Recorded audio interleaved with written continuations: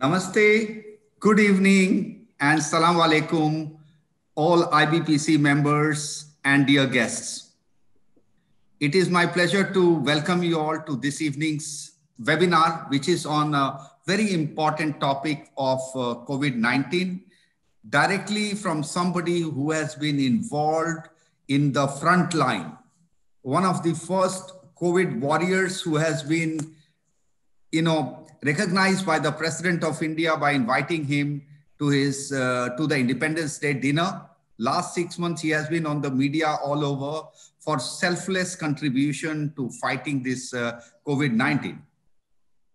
COVID-19 has been one of the biggest issue or challenge which has faced the humanity or the mankind globally, be it our business, be it economy, be it health, be it our own safety and movement, transportation, almost every aspect of life that one can imagine. And we hear so much about it. We have been on webinars, news, and other places.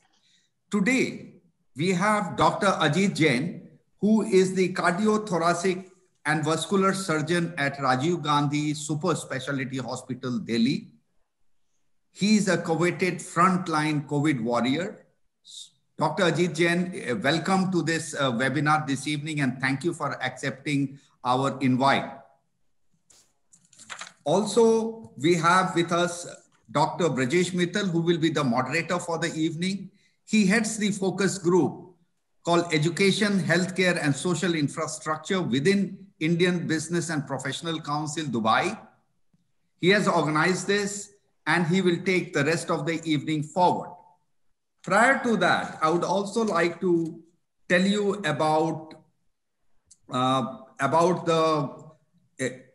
very serious initiative that has been launched by Dr. Brajesh Mittal and his wife, Mamta Mittal, Dr. Mamta Mittal. It is Seniors First. It's an online initiative to help the senior citizens access the web portal very easily and get services and solutions for their problems and issues that they face today, and access, whether it's medical health, retail, or whatever, at just a click of a button and register. So that's what is being shown on the screen before. And that's a big initiative. With that, I would expect that this evening you will all get inspired from what Dr. Ajit Jain has to share. And also feel free to ask questions later part, any simple to complicated doubts you might have about COVID, because he has seen it closely in different type of patients. People with other conditions, people with no conditions, people who have suffered, who have recovered. Some people have not been so lucky. So he's the best person to share his experience with us, and it definitely inspiring. Without much ado, with that, I would like to pass on to Dr. Brajesh Mittal to take this evening webinar forward. Good evening. Thank you so much, Shri Dilip ji. You have always been very inspiring, a wonderful secretary, wonderful colleague of mine in this IBPC venture. You have rightly introduced Dr. Ajit, as well as Seniors First, which is an independent endeavor to help take care of our seniors of the society. This evening is specifically meant to take all of us to a journey that how a warrior ran and battled on the front. So this will be his experiences and his methodology, and what are the lessons learned and what are the challenges ahead, and how this first-hand experience can help us all to understand the real issues of COVID, as well as for some insight for the future. So Dr. Ajit Jain, already Mr. Dilip has introduced him.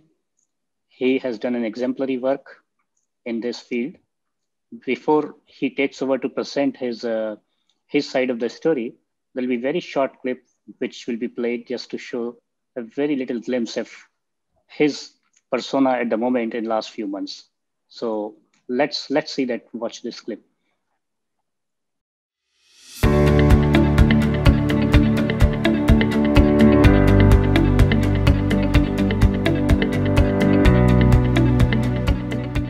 Corona warrior की हर तरफ तारीफ हो रही है। 175 दिन यानी करीब 6 महीने बाद डॉक्टर अजीत जैन जब दिल्ली के कमला नगर में अपने घर में लौटे तो उनके परिवार का खुशी का ठिकाना नहीं रहा। उनकी दोनों बेटियां अपने पिता से गले मिलीं और फिर उनकी आरती उतारी गई। डॉक्टर अजीत दिल्ली के Rajiv Gandhi super speciality hospital में डॉक्टर हैं और परिवार से दूर रहकर लगातार कोरोना के मरीजों का इलाज कर रहे थे। घर वालों के लिए ये यादगार और खास मौका है।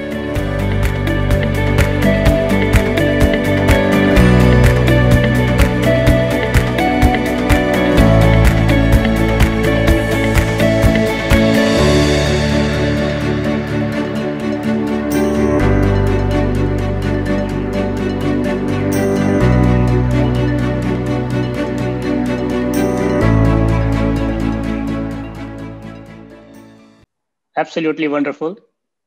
Now over to Dr. Ajit. Please come forward, and we are all eager to hear from you. First of all, I want to thank Chairman Mr. Suresh, Secretary General Mr. Dilip Sinha, Moderator Dr. Brajesh Mittal,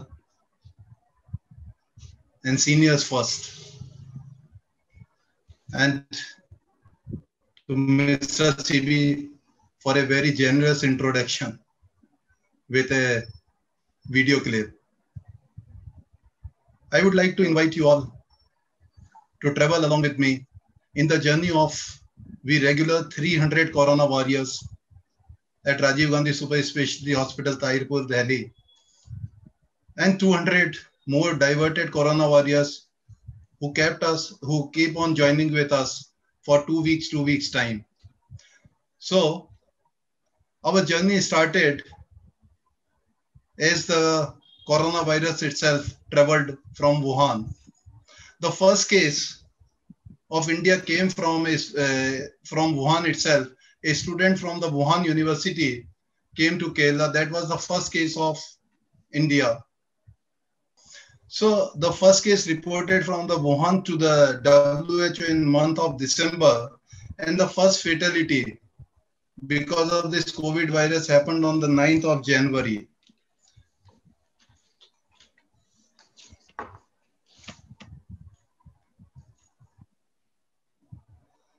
And we all have seen that by the 100th day, world has reported more than 1.5 million cases. And intermittently, we have seen that in Lombardy, that Italy's worst affected region, along with the Iran, Spain in the 15th March has seen the 100 deaths in single day. We have seen the different kind of response and different kind of methodology adapted by different countries. And we have seen how China built the hospital in 10 days, the COVID dedicated hospital. We have learned this concept of COVID dedicated hospital from the China and how they built the 16 temporary hospital in 16 days in Wuhan. This was a live stream of hospitals, how the China has made these hospitals in 10 days. They started working from 24th Jan, and these hospitals were started functioning from the 3rd Feb. We have seen how South Korea has used very intensely the diagnostics, the tracking, and the isolation, and they could control their death rate. We have seen the Italy, which has taken a bit long in controlling its death rate. So we have seen all around the world that every country is adapting its own methodology to fight against this COVID. Our first case reported on the 30th January from the Kerala. The student came from the Wuhan. Our second case reported from the Delhi itself, and the case came from the Italy. The India has seen a public curfew on the 22nd March in 75 districts for the 14 hours, followed by a sudden nationwide lockdown on the 24th of March. Because of this sudden lockdown, we have seen the mass exodus of migrant workers, problem on unemployment, rations, and lot many other problems. The first case of Delhi reported on the 2nd March came from the Italy, and the second case also from the Italy and the France, and third case, fourth case, fifth case. We kept on following these cases and their contacts. And finally, in the month of March, our hospital was also declared as COVID designated hospital along with the Lok Nayak Hospital and GTB Hospital.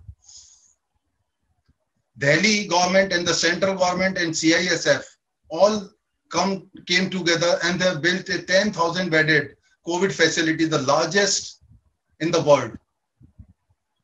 The government has used its properties. These are the Mandoli quarantine quarters converted into the quarantine center. The government taken over the hotels, converted them into COVID care centers. And our Rajiv Gandhi Hospital was a just 150 bedded hospital with 23 ICU beds and 14 ventilators, declared as COVID designated hospital. And the responsibility of the nodal officer and the consultant in charge of COVID-19 unit has been given to me. I took over very happily, but I was having a fear of spreading the disease to the society and the family members. If once our team is going to work with the COVID hospital, then how to save our own families and the people of the society? Our concern was very well addressed by the government, and we got the best of the accommodation to stay, 5-star, and a fleet of taxis to commute in that lockdown situation. It was a great help, and we could focus on the preparation part. We have procured everything, whatever needed to fight with the COVID. We have procured even beds, IV drip stand, e-card, syringe pumps, defibrillators, ECG machines, BiPAP machine, high flow nasal cannula, ventilator, whatnot. And we have established our hospital. And by the 17th of the March, we were prepared to take the patient. And on the 17th of March, we have taken 12 patients. We have admitted 12 patients on that day, and our system has started working. This was the picture of 17 March of our hospital. This is COVID dedicated corridor from where we were taking the patient to the wards. These are the isolation wards, and these were the suspect wards, and this was our ICU. So we have started taking the patients with the very, very long grilling sessions, training sessions of all the staff, doctors, nursing staff, technicians, NOs, housekeeping. And we were getting the diverted staff from all other hospitals. The doctors, the nursing staff, technicians, everybody was joining us, and we were training them. We were giving them a certificate to enter into the COVID area. And they have worked with us for 2 weeks, and they have went back to their respective hospitals. And we keep on getting every 2 weeks one new team, and they have gone back to their respective hospital. And later on, how we have standardized the treatment in the Delhi, and there was a system was made through Rajiv Gandhi Hospital, and later date it was called as Delhi model. We have installed the CCTV camera. We have installed the video camera to connect the non-COVID area to COVID area, because we have not allowed the attendants to enter into the COVID area. So these attendants were talking to their patients through these video calling system and the tab system, and to nursing staff and to the doctors. We have established the COVID labs, biochemistry lab, pathology lab, the microbiology lab, and we have started the RT-PCR test. We were not having this facility, but we have worked very hard, and our microbiologists worked day and night and started this RT-PCR test. We have set up the flu corners for the sample taking areas. We have set up the triage area where we have provided the round-the-clock tea, coffee, juices, biscuits, snack, hot and cold water for all the patients. We just wanted to give them a feeling that you are welcomed here. You should not be feeling rejected the way society is treating the COVID patients. We have made the COVID wards and ICU. The Honorable Cabinet Health Minister has taken round with us. And after getting the feedback from our WhatsApp group of the patients, we have opened the post-COVID clinic. So we are a complete COVID hospital, pre-COVID clinic, flu corner, COVID wards and ICUs and HDUs, and post-COVID clinic. Once we have started this, we interacted with the patients, and meanwhile, we kept on preparing to make our own COVID guidelines. What kind of treatment we have to give to the patients. We have consulted many guidelines of China, of England, of France, of Italy, of USA, of AIMS, of ICMR, every guideline of Ministry of Health, and we have compiled our own guideline. And once when we were compiling this, we came across a Chinese study where they have shown that physiotherapy, breathing exercises, and these things, if we start doing it with our patients, it really helps them to decrease the duration as well as the symptom intensity of the symptomatology of patients and speed up the healing process. So we have started doing all that, and we have started our own Doji study where we are giving the 25 minutes schedule to the patients, and we were noting their pulse, BP, saturation, everything through this Bluetooth connection and recording it for 14 days. And we are also hoping of same type of results. We have created the recreation rooms to bring down the anxiety. Once we started interacting with the patient, we came to know that mild symptomatic patients or moderate symptomatic patients, they are having more of psychological problem because of the panic of the COVID, unawareness of the COVID. The trajectory of the COVID was very unpredictable. So everybody was in panic. They were having like hyperventilation, perspiration, insomnia, all kinds of problem, unable to concentrate.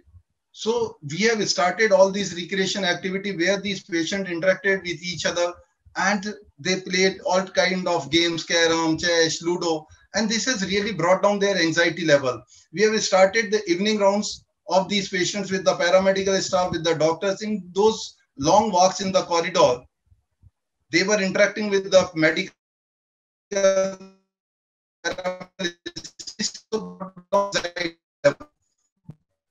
We have created a May I Help You team.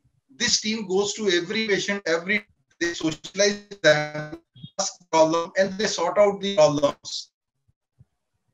We have created a nodal officer indoor patient helpline. From this helpline, every patient gets few patients calls.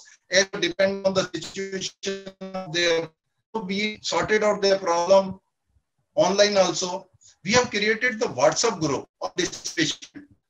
Whenever having any problem, they used to talk to us on the WhatsApp or on the phone. On the basis of the feedback of these patients, we have opened up the post-COVID clinic. And on the later date, when we have opened the plasma bank, these WhatsApp group has helped us a lot in securing the plasma for needy patients. We have established a state-of-the-art kitchen because when we started this, we were not having kitchen, and it was a Herculean task in the lockdown situation to arrange the raw material, to arrange the vegetables for the patients, but we could do it. And because of this facility, round the clock, laminates, roux afza, hot and cold water, coffee, tea, snacks, everything we try to provide to the patients. We kept on motivating the patients. Patients were using like internet and laptops and Chyawanprash and lot many other things just to give them a good feeling. And at the time of discharge, we were discharging them as Corona winners. We are giving them the bouquet at the time of discharge. And these patients became our brand ambassador. Once they have gone back to their societies, their colonies, they pacified up to an extent the COVID panic in the public. And every day we are celebrating this discharge ceremony by giving these bouquets to these patients. We have worked a lot on the academics, on the research, on the publication. In the academics, as I have said, we have made our own COVID guidelines. And now we have almost completed our post-COVID guidelines too. That's going to be one of its own kind on the globe.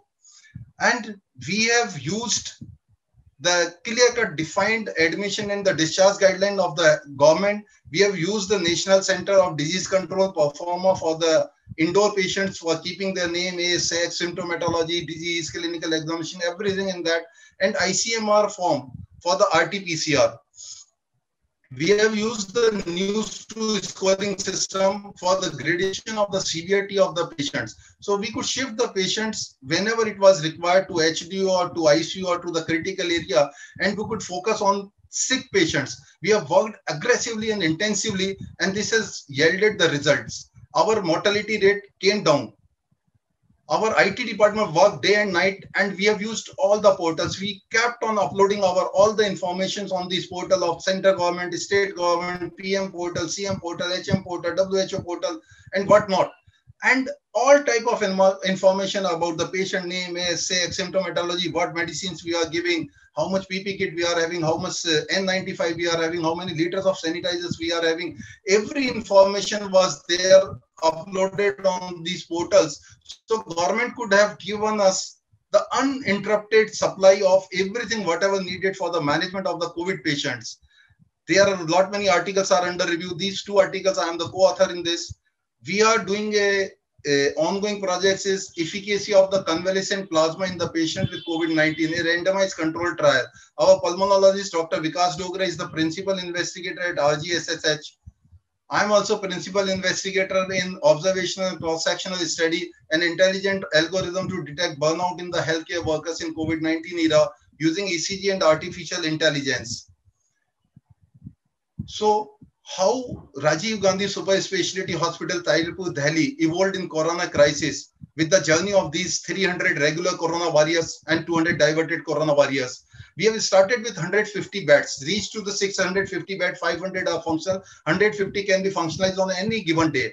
We have started with 23 ICU bed. Right now we are having 200 functional ICU bed and can be upgraded to 400 ICU beds. We have started with 14 ventilators. Now we have 10 BiPAP machines. Now we are having the 140, and from 0 high flow nasal cannula to 80. We have established our medical record department. They have worked day and night, and our mark till date 12 a.m. 9th October. We have admitted till the 9th October midnight 2,516 patients, and out of these patients, discharge and quarantine patients are 2,098, and total deaths are 202. 202 is approximately 8%.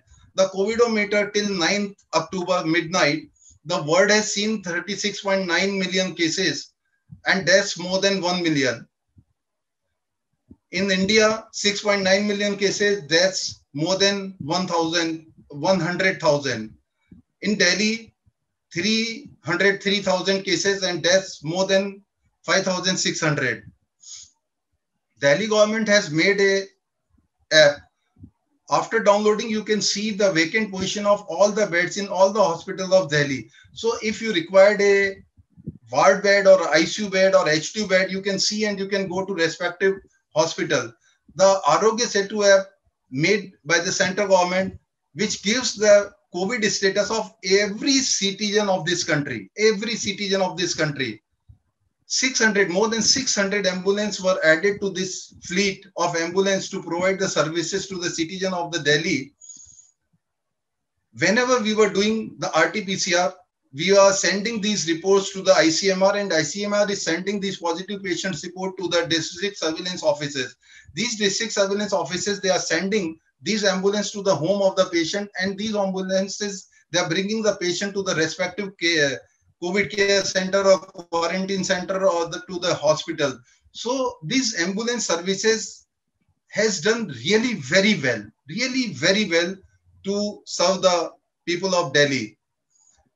Government has opened the Delhi Plasma Bank, and as I said, our WhatsApp group has helped us a lot in securing the plasma for patients who needed it. And we never had any problem in securing the plasma. Whenever any patient required the plasma, we just put the information in the WhatsApp group, and for every patient, we were getting more than 2, 3, 4 patients to donate the plasma. One thing I would like to say here, whatever I have spoken, everything is on record. Anybody can go through those records and can see all those things.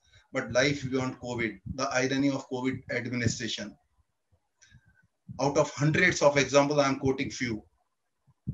One fine morning, a 34-year lady entered to the triage area with her husband.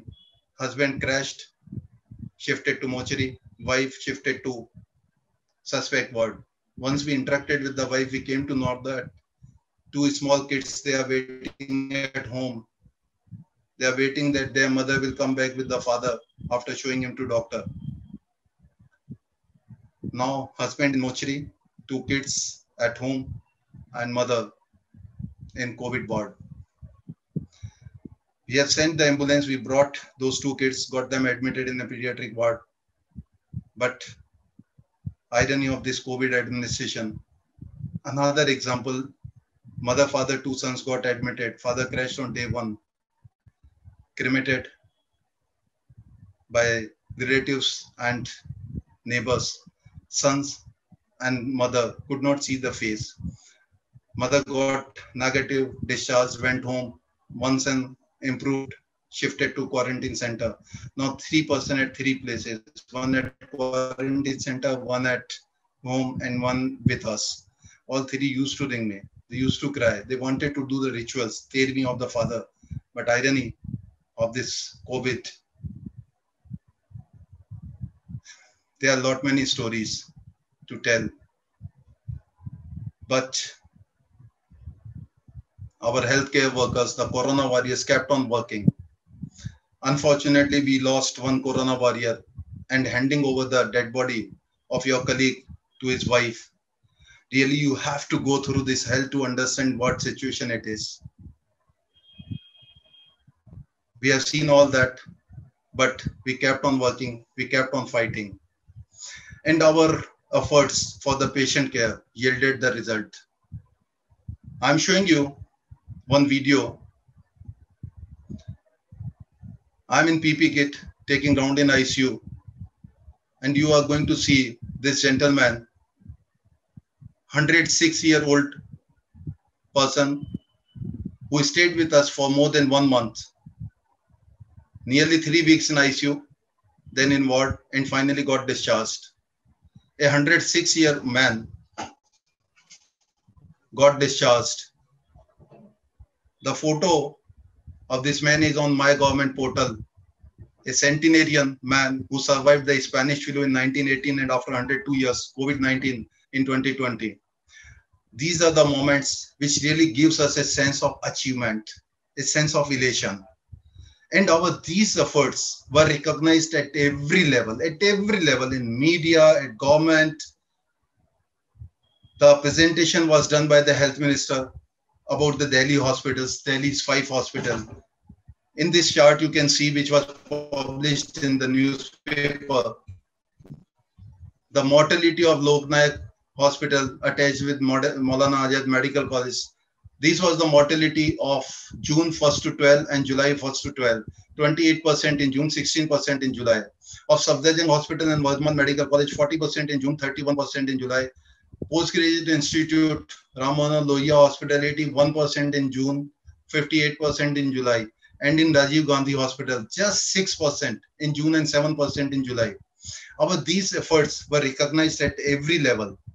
Honorable Cabinet Health Minister visited our hospital. Chief Minister and the Deputy Chief Minister visited our hospital. Chief Minister has given us the frontline corona warrior certificates to all the faculty member and other corona warriors at our hospital.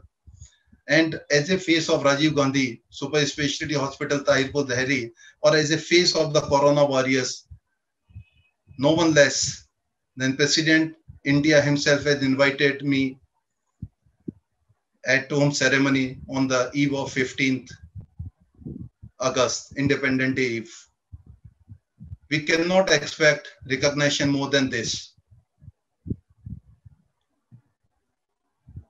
I want to tell you one thing more. Like when I was taking down, one day I heard a noise. As I looked back, I saw one of my colleagues is lying flat on the ground.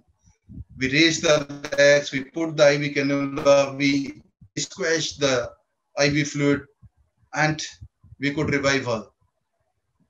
And working in the ICU, pulling these patients in PP kit in the hot and humid months of March, April, May, June is really very tiring, dehydrating.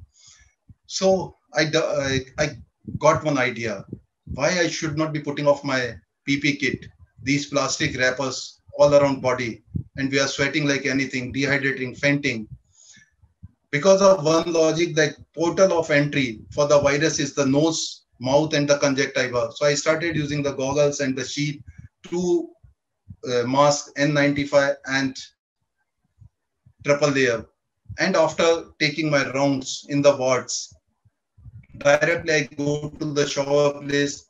I scrub my body for more than 7.5 minutes to 10 minutes. As I am a trained cardiac surgeon, I know how to scrub my body. So I do that. I put all the clothes, including chappal, in the sodium hypochlorite solution, and I take new sterilized dress, and then I came out. I'm just showing you this video.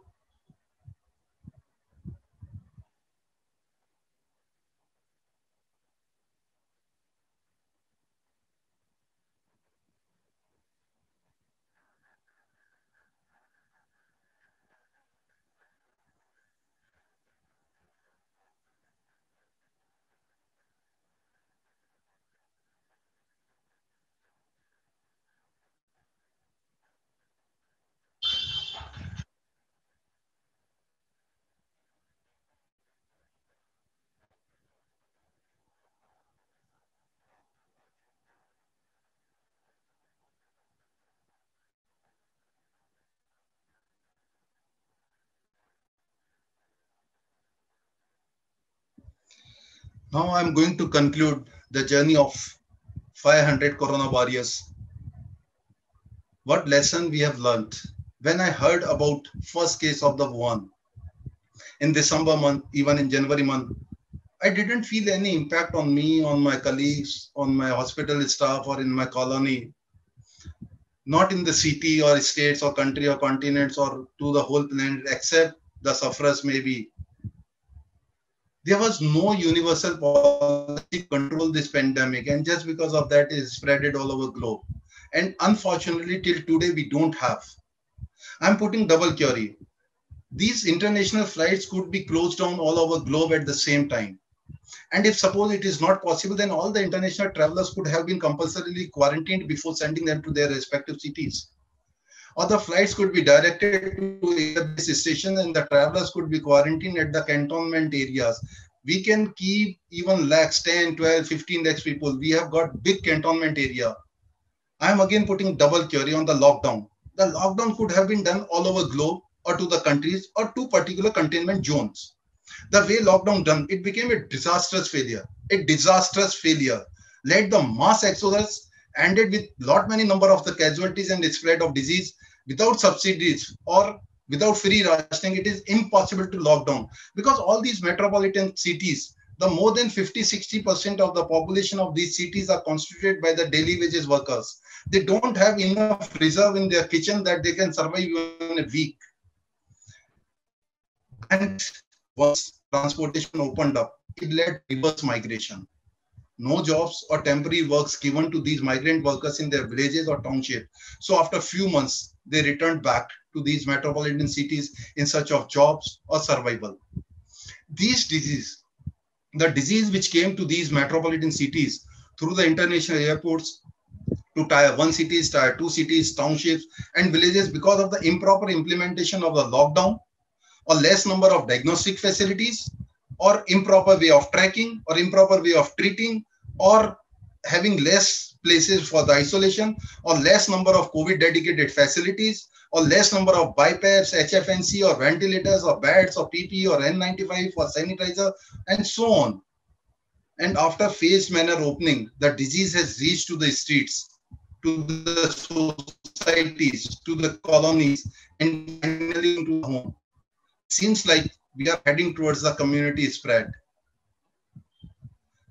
If the lockdown system has to be implemented, then has to be implemented with a central control by WHO or United Nations or any other central body, so it can be implemented to the whole world or to a continent or to a country or to a containment zone in a similar fashion, so the desired outcome can be achieved.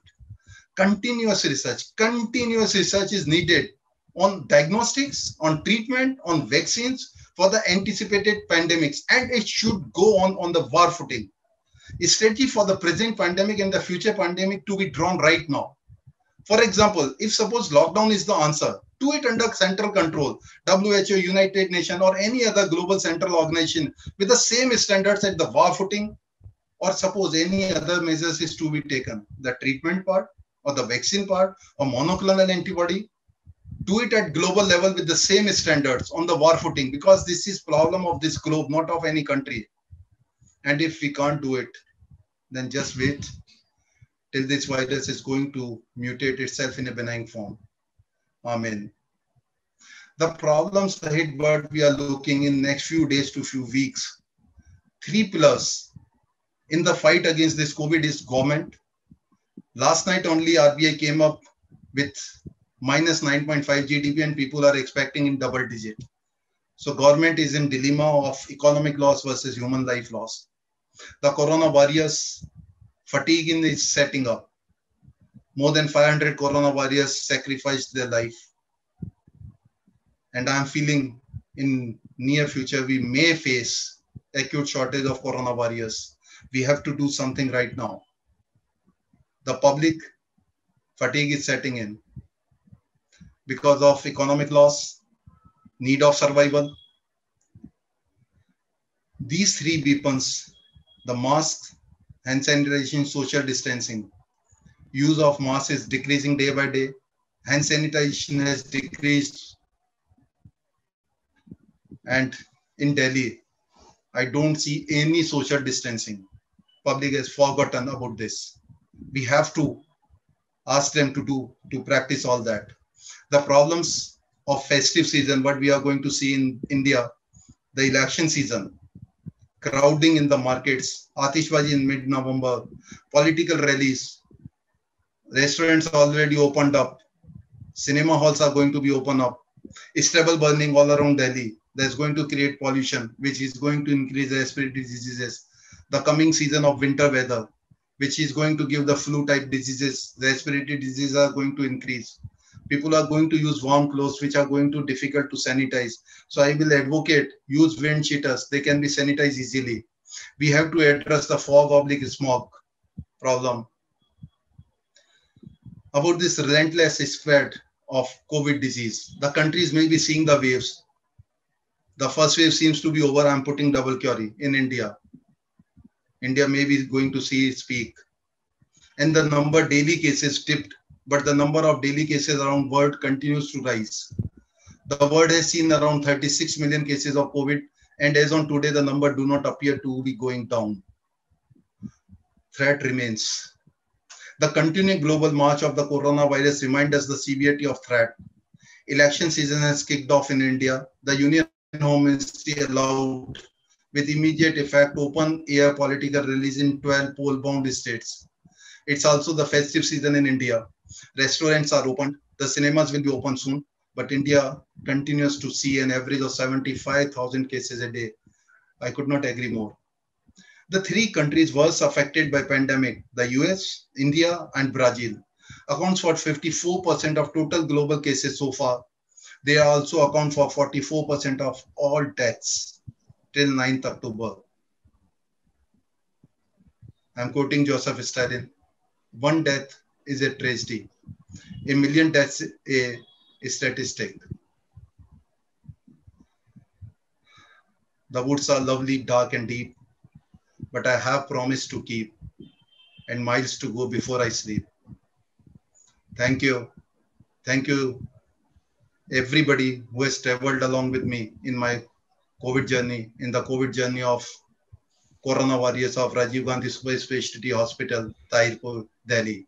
Thank you once again. Thank you, Dr. Ajit. That was a marvelous, absolutely fantastic, a wonderful presentation. And I was actually lost in the journey. I was walking and as if I'm living in this. And the kind of work and dedication you have shown from your angle as well as from your team is exemplary. And it cannot be presented in the words, this kind of gratitude from all of us.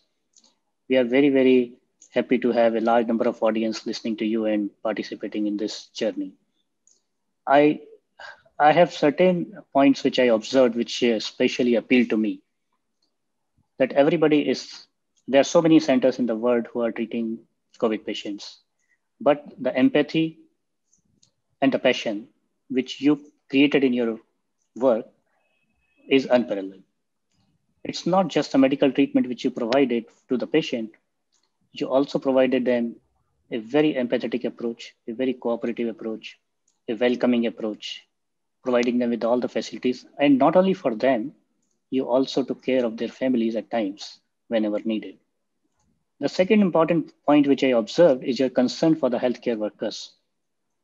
And you, in your leadership, you try to keep them also at bay. you try to provide them support, you try to provide them enough emotional and physical necessity fulfillments. So this has been an exemplary journey. Now we have a lot number of audience here. We are very much open for any questions which Dr. Ajit can take on. And I'll be very happy to moderate this session further on. We have another 15 to 20 minutes time available. If anybody needs to know anything and specifically need to ask something. So before that, before I receive any question from the audience, Dr. Ajit, what do you foresee in the next 6 months? And what do you see? Prediction, I mean, nobody can decide what is going to happen, but what is your personal idea that what might we expect about the course of the disease and the virus in the near future, 3 to 6 months down the line? Like if I see next few weeks, particularly in relation to India, we are going to have one thing change in the weather. In cold weather, flu-like or URI type of diseases are going to be there, and they are going to make it's difficult to diagnose the COVID. And we don't have enough facilities to accommodate these suspect patients. These suspect patients are going to be admitted in COVID hospitals in suspect ward. The chances of getting COVID there is very high. 2, because of the Atishbazi in mid-November and Parali, we say, stubble burning is going to increase the pollution. And it's a routine in Delhi that in month of Parali or Diwali, we do have more cases of respiratory diseases. The COPD patients, the bronchial asthma patients, their symptomatology aggravates. And this symptomatology is very similar to COVID type of symptomatology. So that's going to create a problem. We are going to have vector-borne diseases again in coming months. That's going to end up in our existing problem. And moreover to this, it's the election season in India. As Union Home Ministry has allowed the poll release, there is not going to be any social distancing or even mask. So the number of cases may go high and very high, unexpectedly high. So we have to prepare ourselves, we have to gear up ourselves to tackle such situation. Government is going to open up the cinema halls, then schools. We all have to. And these are going to bring the problems, particularly schools are going to bring problems of the students and the kids. Although the mortality rate is very low in that, but they are going to add the burden on the society, on the family. So we all have to address all these aspects. And we have to address this economic loss. The GDP has came down as declared by the RBI, minus 9.5%. And lot many people are expecting minus in double digit. So that's the part which is to be addressed. Correct. That's a very valid point. Now we have some more queries and comments, and actually, Dr. Ajit, there are lots of praises for you in the chat session also. So, but before that, I will take the questions first. Now, Mr. Adesh Mittal has a query that when is the likelihood of corona vaccine? What do you think? Because you are living into that environment, so you may be knowing the best. Like there were nearly 170 trials are going on, and few trials they have reached to the phase 3. And we are expecting and we are hoping, this may be a wishful thinking, that once we will be having the vaccine, things will be over. But even though if I take it in a positive way, then we are going to have vaccine in another 5, 6, 7 months as people are expecting. The number of vaccines what we need is huge on this planet. How to produce that much number of vaccine, how to transport those vaccines to the needed people, and how to give these vaccines to the people. It's a big, big challenge. And I don't think even though if we will do it the fastest possible rate, we won't be finishing it in less than a year time. So if everything goes well, even though this infection may last for another year, but at least in near future, we are not seeing that this is going down until unless this virus itself mutate to a benign form. True. So there is one question from one of our very senior members of IBPC, Mr. Venkat. He has asked, what's the advice for senior citizens especially? Because you have seen so many senior citizens also, in 106 years old man came out remarkably well. It was a heroic deed. What is your advice for them? Like as usual, don't go out until unless it is not very necessary. Maintain the social distancing, use the mask and sanitization. These three are the principal weapons to be used by all the senior citizens, and they have to learn the COVID life. It is COVID life. COVID life, in one word, I can't explain it. It's going to affect every aspect, every sphere of the life. The economical sphere, the family sphere, the emotional sphere, the business sphere, the day-to-day life sphere. Every sphere is going to be affected by this. So you have to learn to live with COVID. The COVID life, particularly the senior citizens and the high-risk people, those who have got diabetes, cardiac problems, hypertension, COPDs, chronic liver diseases, chronic kidney diseases, obesity person on immunosuppressant, transplant patients. These all patients needs to take extra care. They have to keep themselves in isolation as much as possible and use all these things, the internet, the Zoom, the WhatsApp, the telephone to work from home. That's ideal for them.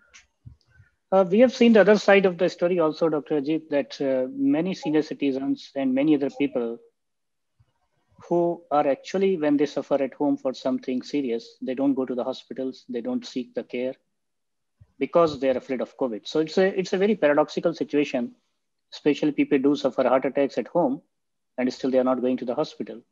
So it's a very difficult dilemma for anybody then when to go to hospital and when to avoid going to the hospital or when to avoid the contact. So that's really a challenge for us in cardiology especially. It's really a big challenge. These non-COVID patients are at receiving end. Their suffering has to be addressed. Their morbidity and mortality, everything has increased because the whole medical fraternity, the whole government, the whole administration is working for COVID. They have forgotten the non-COVID. And we have to focus on these non-COVID services. And we have to work equally hard for the non-COVID services to serve these non-COVID patients. So really, this is a new challenge. And we all have to work very hard. We have to think about these non-COVID patients. As you rightly said, we have coined the term COVID life. So this is a COVID life with all its necessary adjustments and readjustments to be made in a day-to-day affair, you know. So that's there. One person is of my same name, Mr. Brijesh. So he is a bit emotional and he's asking, our country is 130 crore population and when nijat bolte hain na Hindi mein, to hame se kab nijat milegi? When will we get rid of COVID? so it's, I mean, this is how the people have reached, as you said, the fatigue of the system, of the healthcare workers, and as well as of the public. So kab nijat milegi, Dr. Ajit? What do you say? I mean, when will we be free from a country of 130 crore people? Hopefully, this virus will mutate itself in a benign form. And that's the only thing what I can expect right now. I'm not very hopeful about the vaccine, about the treatment part, about the monoclonal antibodies. We are working very hard, but even though if we will get the treatment, it's going to take a long time to serve the people. So it's better this virus mutate itself in a benign form. So we pray to God finally. What do you mean to say that if you want to get rid of it, finally pray to God? wait for the vaccine, and wait for the vaccine, not only a generation of the vaccine, but enough vaccine to be given to everybody. So that will require a lot of time, even though the vaccine is developed. Now, Dr. Mamta is asking, do seniors have separate OPD? Should they need to visit hospital? If they have to visit the hospital, do you have any separate OPD, or should we have any separate areas for senior citizens to visit? I think we should have separate hospitals for them. If we are going to intermix these patients, there are very high chances that these patients are going to be COVID positive, and like our experience at different places where COVID and non-COVID both services are going on, the health workers of the non-COVID part, they became more infective. They got more infection than the COVID part because they were not taking the precautions. They were not using the preventive measures as COVID workers were using. So in lot many hospitals, we have seen that the healthcare workers of the non-COVID part became positive more than the COVID part. So I think if we can have designated non-COVID hospitals, like right now we got the testing, the rapid testing gives you result in 30 minutes. And we should work more on diagnostics that we can get the result at the earliest possible and with the more sensitivity. We have got a test of more specificity, but they are giving more false negative. We can develop a test which is not going to give the false negative test as high as these tests, RAT and the RT-PCR are giving. Then we can get them these tests and we can ask them to visit to the non-COVID hospital and they can get all the services as usual as they were getting. That's true. So we need to segregate, absolutely, because in order to avoid the intermixing. Yeah. There is one more friend of us from Dubai. His name is Mr. Sanjay Gupta. He himself runs some startups and he does a lot of NGOs work. So he is asking, what are the innovations or startups which you saw through this process of COVID and curing? Any new ventures people came out, any NGOs came forward, or startups have been done in this area? Like, let me tell you, the Nobel Prize has given to two females. That CRISP is a new technology, came out from the lab to use, and is being used for the diagnostics. The separation of the genome, RNA and DNA for the diagnostic purpose. So the use of IT, which has been appreciated by the Nobel, such kind of things can be done. And these things can be done even in COVID also, if somebody can work. And rest all other startups, most of them, they are going on. And they can be added and they can be upgraded. Correct. So one question is from my side that do you really believe in herd immunity in this particular disease? As cases has been reported and I have seen myself in my hospital, patients, they got reinfected in a span of 2 to 3 months only. So there are two possibilities. One, they have not developed the antibodies. They all were RT-PCR positive and discharged RT-PCR negative. So one thing is there that they have not developed the antibodies, or if they have developed, these antibodies, they vanished with the time. So in both situations, there are chances of the reinfection, and reported from 15 to 30% cases in different series of cases of reinfection rate. So if suppose 20 or 25 or 30% people, they are going to get reinfection within a span of 2, 3, 4 months, then I think herd immunity concept is not a very questionable. Yeah, it's questionable. Absolutely, it is correct. Now we have some questions from Sharda Shivaram, but I would tend to be, for the shortage of time, as well as these questions are very, very specific pertaining to the treatment modalities exactly. So I would abstain, and my apology to Sharda ji for not able to present these questions from your side. You can directly contact Dr. Ajit because they are very medication related and very direct questions. And the last question is similar from two different people. So that I will certainly present. One is from the same question. This is a very similar question. This is the last question for the forum now. Dr. Shyam Gupta and Nitin Mittal. So both of them has asked a similar question, that what should be the deciding factor for admission? When should patient be actually admitted? So when do you suggest somebody, now this is a time you should go and get admitted to the hospital rather than being home quarantined? So this is a very last question. Like when we have started admitting the COVID patient, 17 March, we were admitting both suspect as well as COVID positive. Yes. Asymptomatic, pre-symptomatic, mild symptomatic, moderate symptomatic, every patient was getting admission. And we were discharging after double negative. Then guidelines changed. We have started admitting only moderate to severe and severe symptomatological patients. And we have started discharging them with single negative. Again, guidelines changed, and we have started discharging them on the 10th day without doing any test. So these guidelines kept on changing. Then guidelines came, at that time only, when we were discharging after 10th day, the severe category patients should be discharged after negative test only. Paper published where they were saying that after 10 days, there is no replication of the virus. So 10th day, after 10th day, the mild cases can be discharged. In moderate cases, up to 20 days, they were coming positive. And severe cases, even up to 90 days. Things were reported like that. So right now, the home isolation was popularized on a later date. But home isolation has given its own problem. People started staying back at the home, and they were coming to the hospital on 4th, 5th, 6th day when saturation is coming down to 70, 75, 80.